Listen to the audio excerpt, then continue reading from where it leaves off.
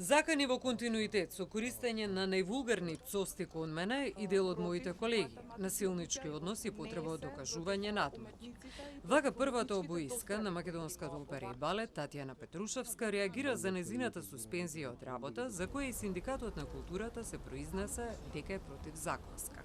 Сакам да нагласам дека со мене од првиот момент кога кулминираше притисокот, стана да ме заштитат првите инструменталисти во оркестарот и побара да се смири тензијата, но диригентот Амбарцумјан инструиран од директорот продолжи со заканите. Ден потоа кажал на состанок дека додека е жив нема да престане да ме гони мене.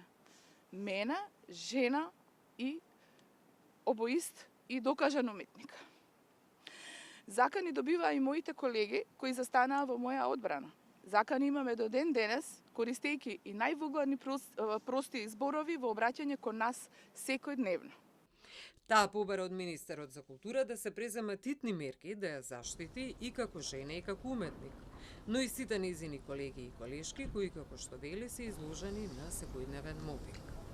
За Арсовски ваквите наводи се неосновани и треба да се знае дека македонската опера и балет мора да функционира со јасна хиерархија, со поделба на одговорностите и почитување на работната етика и дисциплина. А во врска со наводите од Петрушевска, дека не се водени постапки против неа, ќе наведам дека тоа не е точно, односно во повеќе наврати работени од оркестарот барале заштита од незиното однесување.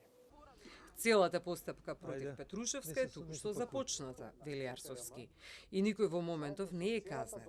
Тоа ќе одлучи дисциплинската комисија, која ќе го разгледува случајот од понеделник.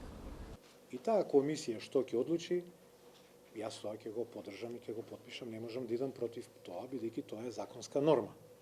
Во меѓувреме состав излази и оркестарот на МОБ во однос на објавата на СКРМ за овој случај, нагласувајќи дека не биле консултирани сите членови на Синдикатот на оркестарот за оваа објава на социјалните мрежи пред воопшто да почне правната постапка, но дека даваат поддршка за нејзино конечно завршување.